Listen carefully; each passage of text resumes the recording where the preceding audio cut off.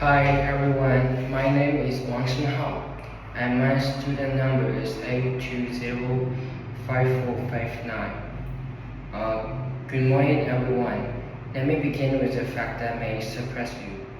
In 19th Qinghua River, scientists found that the amount of microplastics, tiny pieces of plastic smaller than 5 millimeters, rose sharply during raining seasons. Heavy rain washed plastics from the streets and drains directly into the river. This means that microplastic pollution is not only rare, but it becomes worse when it rains. Why does this matter? Because the water that flows through our rivers is the same water that ends up in our food and drinks. Microplastics have been found in fish, shrimp, drinking water, and even inside human bodies.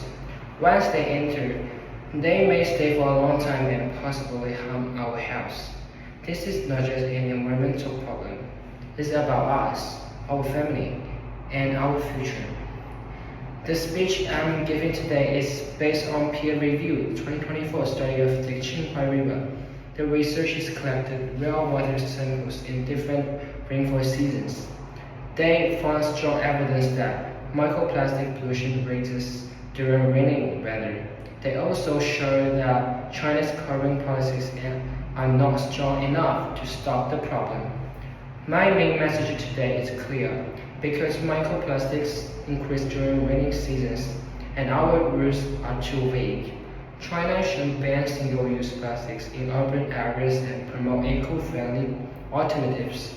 To explain this, I will cover 3 parts. First, where microplastic come from. Second, why current policies are not enough. And third, the solutions we should adopt. Let us begin with these sources. Microplastics come from many everyday items: plastic bags, bottles, straws, food packaging, and even synthetic clothes. They also come from cosmetics, fertilizers, and other small products. When it rains, these plastics are washed from our streets into drains and then into the rivers. The Qinghua River study clearly showed that after heavy rain, the amount of microplastics increased quickly. In simple words, rain turns river into highway for plastic waste. And why is this dangerous? Because these plastics do not just stay in the river. Fish and shrimp eat them, and then we eat the fish and shrimp. In this way, plastics travel into our bodies. Scientists are still studying the food effects, but many experts warn that microplastic may damage our organs and weaken our immune system. The food we eat and the water we drink are directly linked to this problem. Now let's look at the second part, the weakness of our current system. China has already tried to reduce plastic use.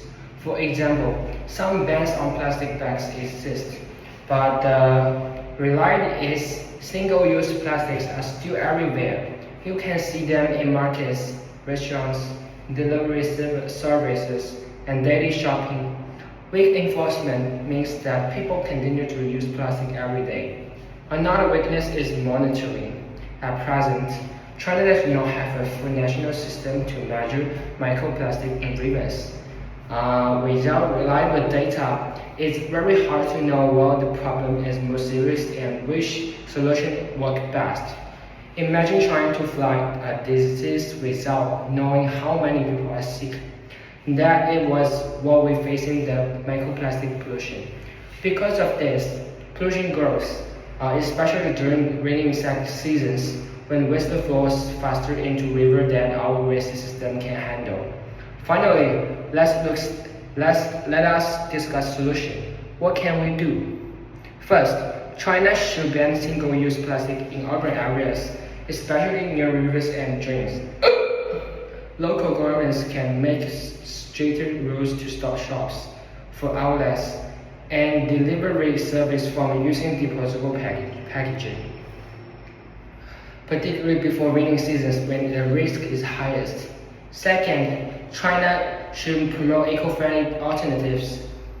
Biodegradable packaging and reusable containers are already available. If the government supports businesses that make these products, people will have better options and less plastic will into our rivers. Third, we have better monitoring systems. We need to have better monitoring systems. Installing sensors, filters, and testing stations in rivers can help reduce microplastic and also give scientists the data they need. With better information, policies can be more targeted and more effective. Fourth, public education is essential. People need to understand the small daily choices really matter. Carrying a reusable bag, reusing a plastic straw, or choosing eco-friendly packaging all make a difference. If public campaigns can show people the link between daily habits and river pollution, these small changes can become normal and waste periods. So let me summarize. Rainfall increases microplastic pollution in rivers. Our carbon rules and monitoring systems are too weak to stop it. But China has clear solutions: banning single-use plastics, promoting eco-friendly alternatives, building better monitoring systems, and educating the public. Now, what can you do? I call on each of you to support plastic bans, choose biodegradable products, reduce your own use of single-use plastics, and speak up for cleaner rivers in community. Every action counts. Let me close with this thought. Clean rivers without plastic should be a basic right for every citizen. If government, businesses, and individuals act together, we can make our rivers safe again for nature, for animals, and for ourselves. Thank you. That's all my today's speech.